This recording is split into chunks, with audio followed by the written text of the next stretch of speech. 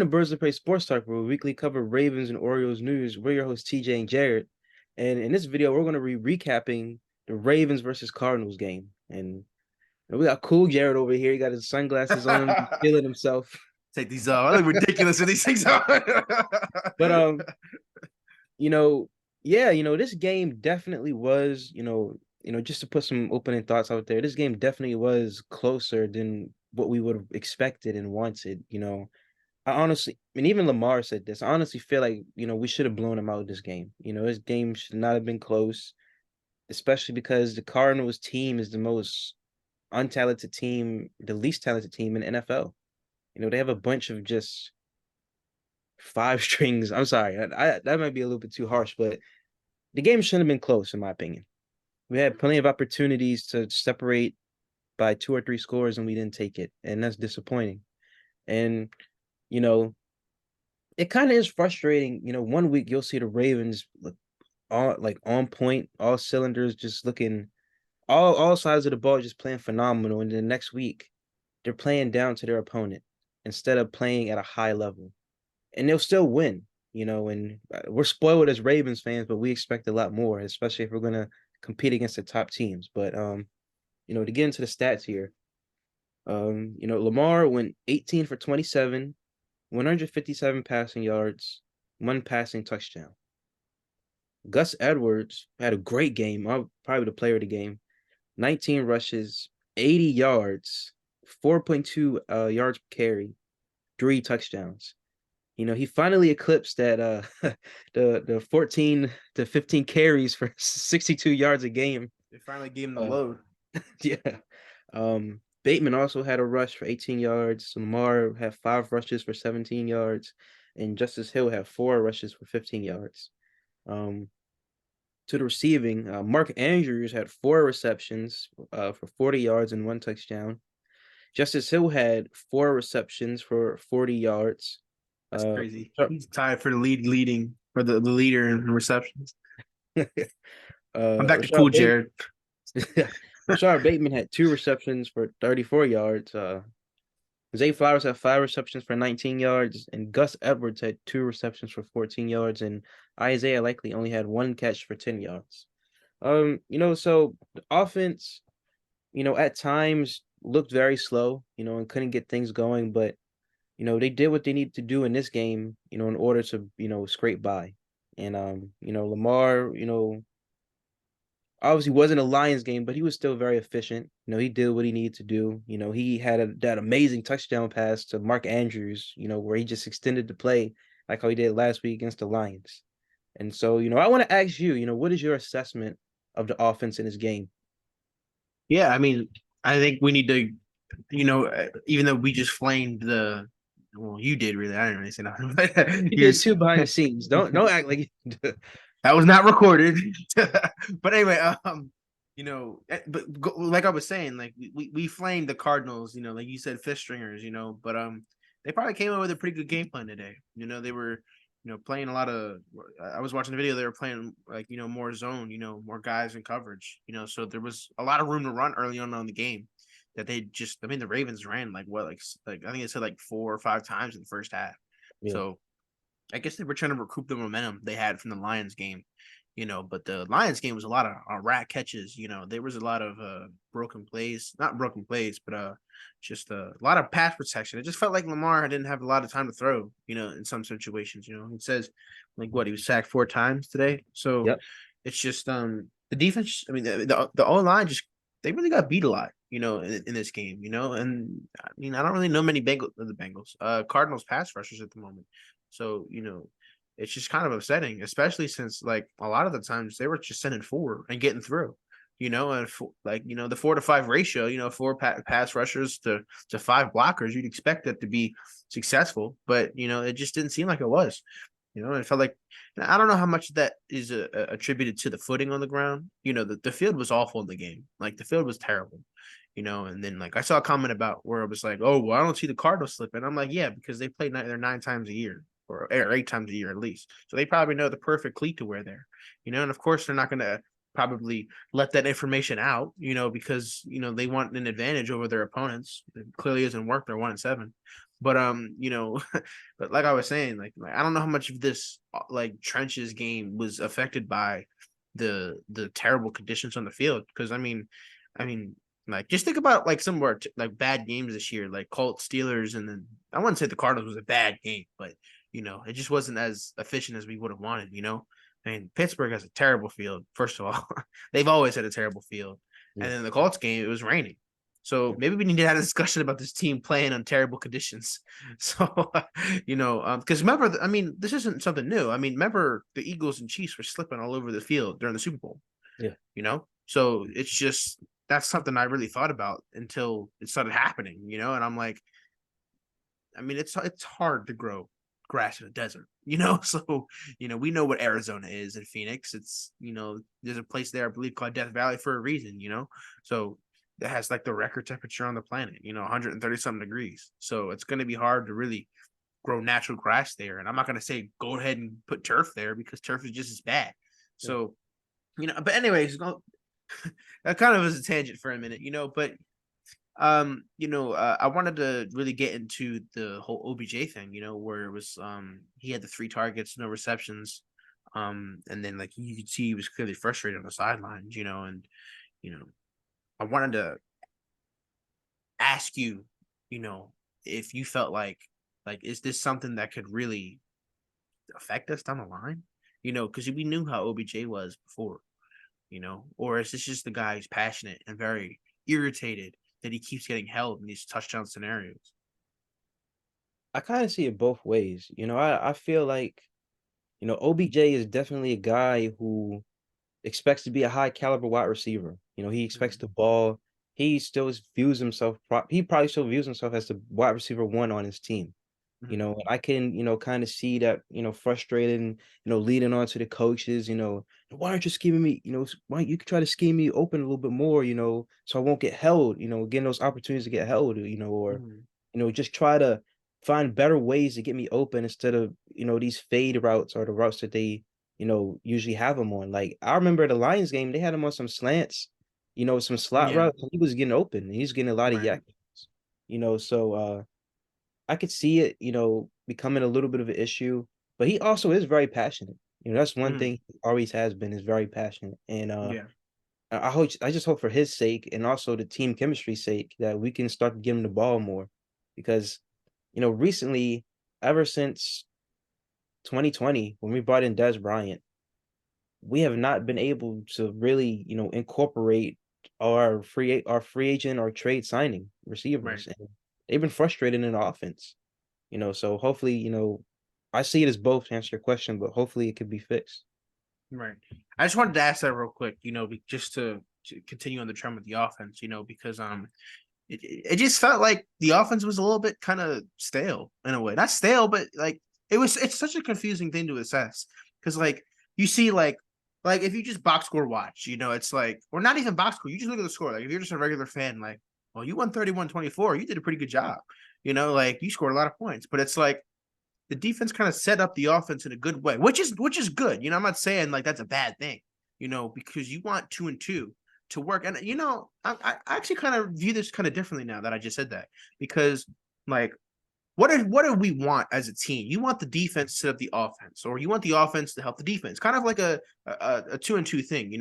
Last week it was one way, the other way. The next week it was a different way.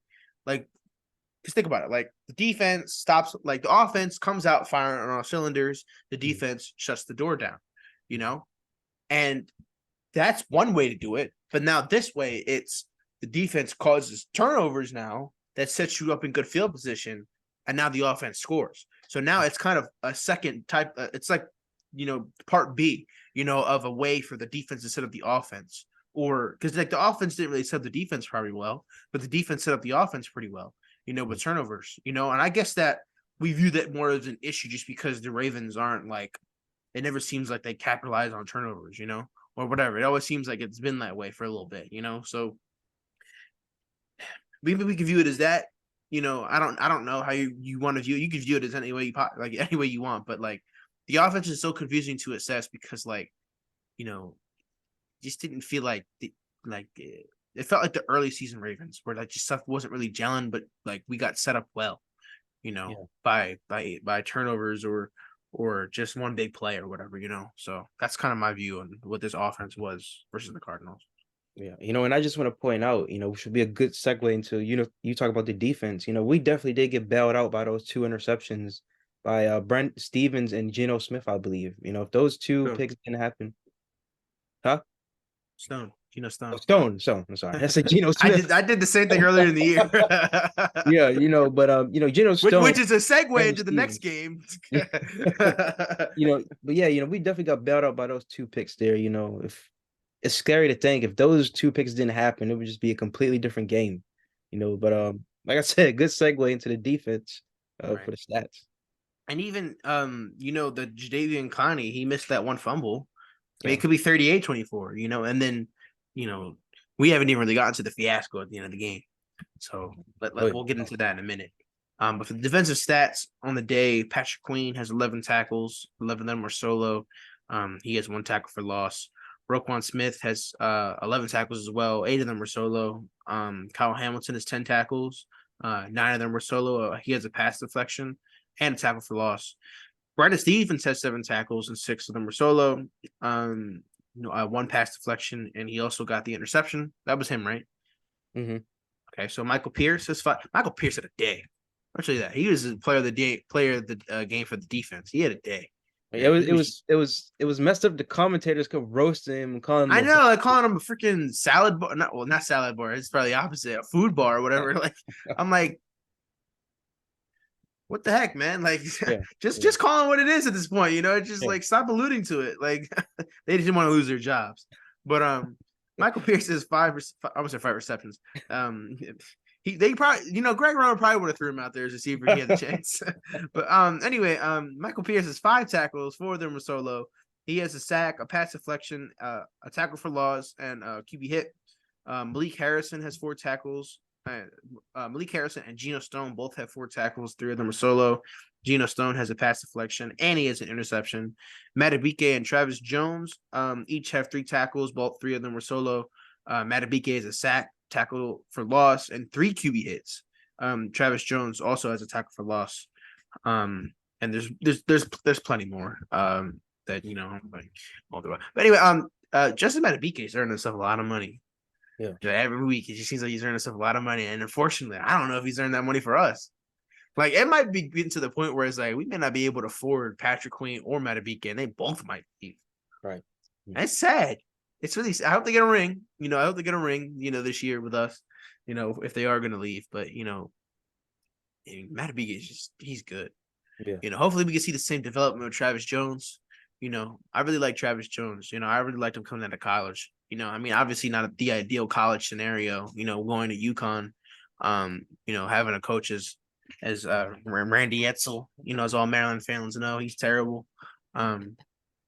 He was a fool. I don't really want to get into it, but like it's just like he was terrible. Maybe just as bad as Michael Locksley, but at least Michael can recruit. We think.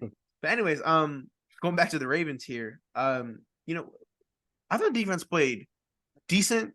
Like the run game was like the trenches were really getting beat a lot early, but then like it really started to like seem like the defense started to figure it out. But then like it was just weird, like the way the defenses they were playing, towards the end of the game, because I mean the Cardinals kept seeing like they were doing the same play, the out route to the sideline. I'm like, why not have it? Why not have it a defense where the guy's going to be able to cut off the route and get a pick? Yeah. End this game. It was just getting on my nerves. Like it was getting to the point where it's like, are we gonna like blow this game now? When they got the onside kick, they got the field goal, they had to try the onside kick again. And then Aguilar on the hands. How you on the hands? Like how you said, how you on the hands team and you don't catch the ball? Yeah. Yeah. Like what is that about? So, but anyways, it's like the beginning and the end of the game, the defense was just like weird. Yeah. And then of course when they throw up the graphic, the Ravens have this similar defense to the 2000 defense, even though they really don't.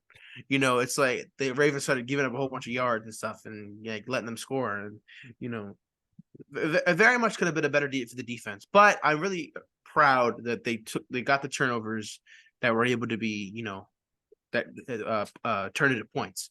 Yeah. A lot of point swings for us in our favor, thank goodness. And bad teams find a way to lose. That's just the classic saying. So if we were playing a better team, it may have been a different story.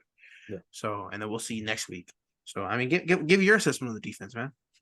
The defense, the defense, definitely, you know, they bended, but they didn't break.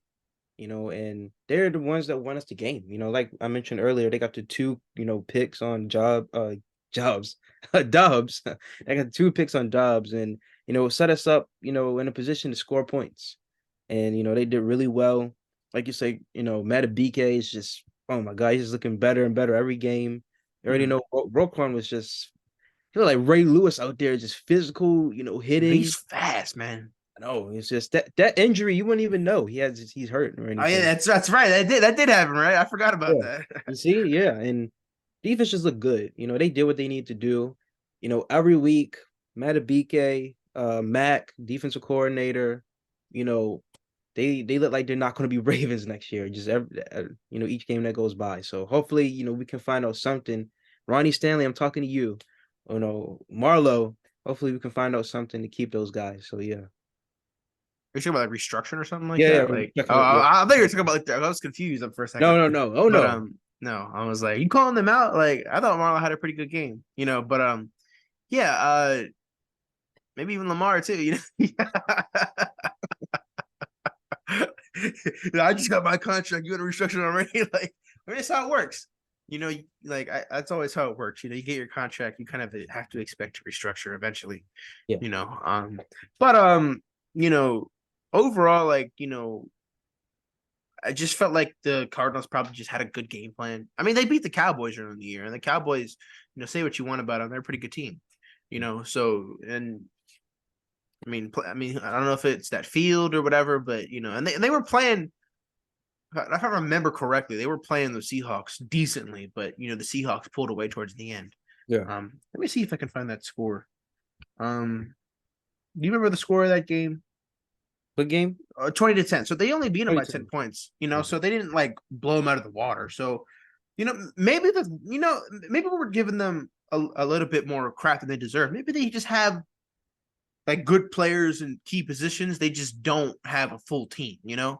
So, think about it. This team 2 years ago was undefeated at one point, up until DeAndre Hopkins got hurt and then Kyler Murray started playing, and then, I don't know.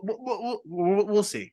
I mean, they're gonna have a good draft pick there this year. So and Yeah. maybe I don't know how their head coach situation is. I know he was I want to say he was the defensive coordinator of the Eagles last season, if I'm not mistaken. Yeah. Defensive backs coach, maybe. I forgot who it was. Everyone was clowning him, before the saying he was cringe or whatever. So I mean, maybe he'll be like a what's it called? Like how Zach Efron. I said Zach Efron. I was gonna say Zach Taylor. We're just messing up today. Like, I don't know what's wrong with us. It's the drunk Cardinals and Ravens video. But no, in all seriousness though, you know, got a big test next week though. Yeah. Versus the Seahawks. There's a lot of good games next week. You got the early slate, which is, Chiefs, Dolphins, and Germany. Ravens, Seahawks, Cowboys, Eagles. Yeah. Eagles, yeah, Cowboys, Eagles, and then the later game. I want to say it's the Bengals and Bills. You Yeah. know, so this is a really good slate of games next week, and we're a part of that slate. So and look, I'm gonna show you we're getting the best CBS broadcast. You can Romo, Nance, Tracy, all of them, and then we're gonna be nationally covered. Our game's going to be showed the most in the country, this week versus the Seahawks. So, NFL realizes that this game is huge versus two really good teams, the battle of the birds, if you want to say. So, let's see how they do. Last time they lost to the Steelers. But last time we were playing a really good team, an NFC team. We blew them out of the water, in our own stadium. So, look, hopefully we're going to get into the coverage between the Ravens and Seahawks in a second, but what are your hopes and wishes going into the Ravens and Seahawks game? Or do you want me to read our stats first? I would say my hopes. Yeah, okay, go ahead. I just hope that I'm really hoping that the secondary can step up in this game. The Yeah, Seahawks biggest weapon, besides their secondary, is their receivers. They have DK Metcalf, Tyler Lockett. Tyler Lockett, no, he's annoying, and not his personality, but just the way he plays. He's just like a Wes Welker, Edelman type. He'll just find any ways to get open, and you won't even notice it until he already has 25 yards. They right. got guys like that, and they still have Jackson Smith and Jigba. They have an amazing receiving core. And DK Metcalf, he's very physical. He likes to create beef with you in the game, and he doesn't even know. Right, right, right. He I just was likes gonna to say, slam hopefully you. he doesn't assault Marlon Humphrey 20 Yeah, yards down the field. yeah, he likes to slam you down on the ground. He likes to push you. He really likes to, put it to you in the game and make it physical and make it personal like that. So, this is going to be a big test on national TV, for our secondary. Is this truly a Ravens defense? Can they stop, one of the high flying offenses in the league? Mhm. Um, so yeah, you said something about stats. Oh yeah, I was gonna read off some stats here. 'Cause I did that for the last video. This is Okay. something new I wanted to do, but I actually agree with you on the defensive side, but to me, only the trenches. To me, I was kind of not honestly not say embarrassed, but I guess disappointed and how the Ravens, defensive line was kind of getting pushed around by the Seahawks, I'm sorry, by the Cardinals offensive line, opened up a lot of running holes for their unknown running back. I hadn't heard of him before, I mean, well, just because I didn't hear about him doesn't mean, he's not good, but I'm just saying, you get my point, and I mean, we're facing Kenneth Walker. Kenneth Walker is a beast. From what I remember from Kenneth Walker at Michigan State, he was a beast. Hmm. And last year he was a beast, and this year he probably is a beast still. I'm not entirely sure, but I mean, the trenches are really going to need because to back up your point. If the trenches are working, we're getting through with pressure, getting Geno Stones' face. I mean, the receivers and the secondary might be pointless because if we're creating sacks, creating pressure, getting in his face, he might be throwing all over the place and throwing picks or getting sacked and fumbling. You never know. So it's going to be important and that goes for the offensive line too. Our offensive line, to handle the. I mean, they just got Dexter Lawrence. Yeah. Like that's something we'll get into in a trade deadline video, which is probably gonna be like 2 seconds long since we didn't do nothing. But you know, uh, they just got Dexter Lawrence, much help on the defensive front, So and then obviously they got Bobby Wagner back. They got Jamal Adams back there. They got Devin Witherspoon. Who's that one? They have another cornerback, Tariq Woolen, I think. Tariq Woolen, yep, Tariq Yeah, Woolen. so they have a really good team. Like they have a really good team, and Geno is on a resurgence in his career. I'm proud of Geno, but I want to see him get beat up this week. So And that's what I and want to see. also, not to cut you off, but we can't forget, they also have Jamal Adams. I'm not sure if he's playing in this Oh game, but yeah, I said that he had Jamal Adams back there. I don't know yeah, if he's playing for sure.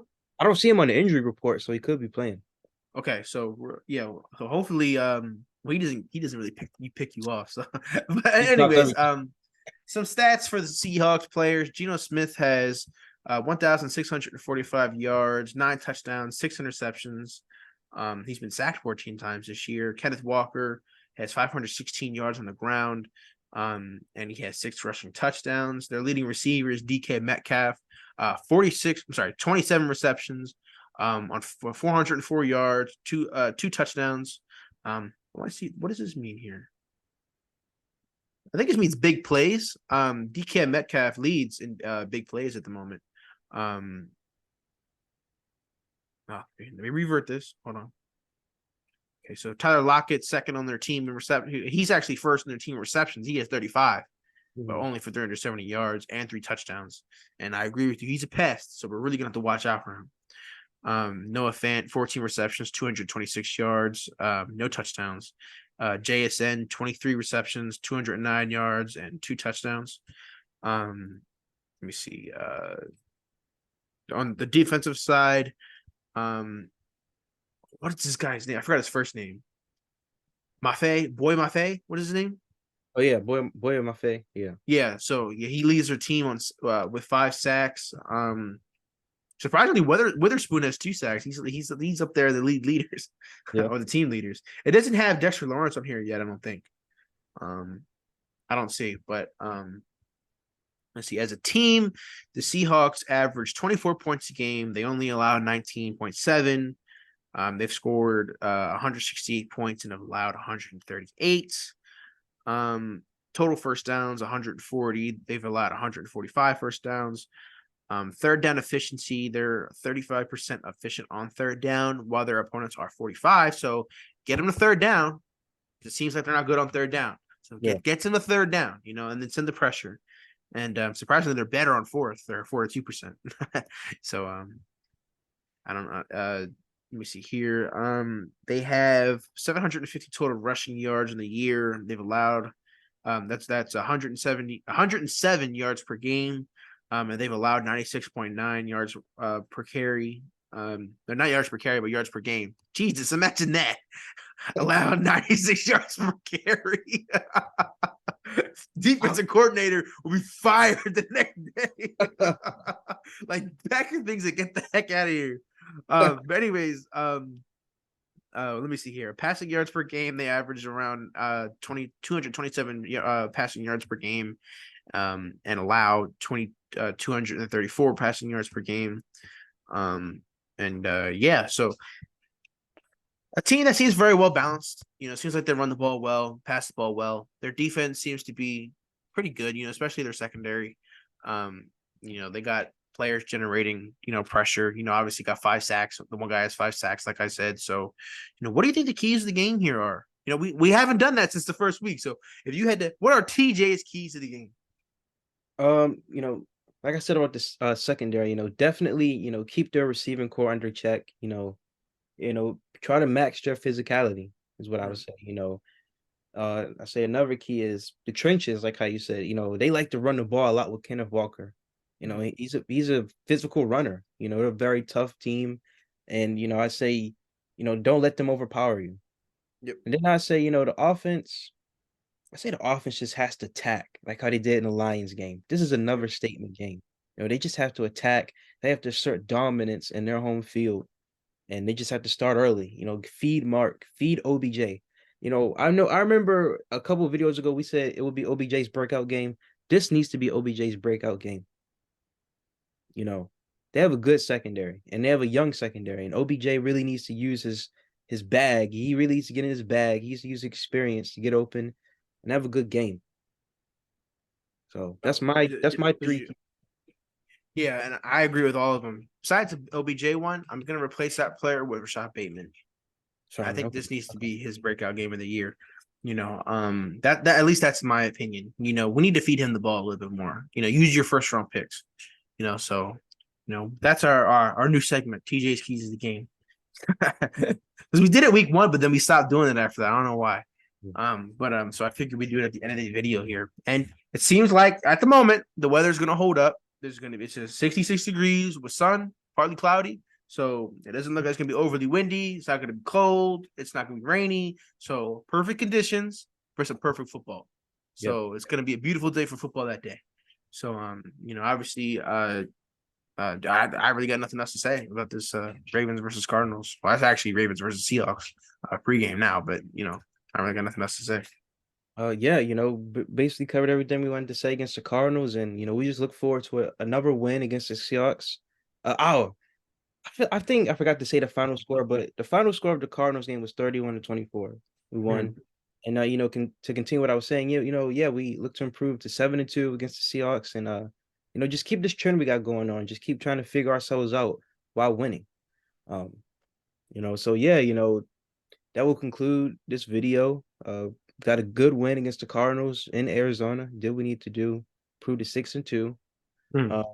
We're your hosts, TJ and Jared. We also will be going to the Rams game.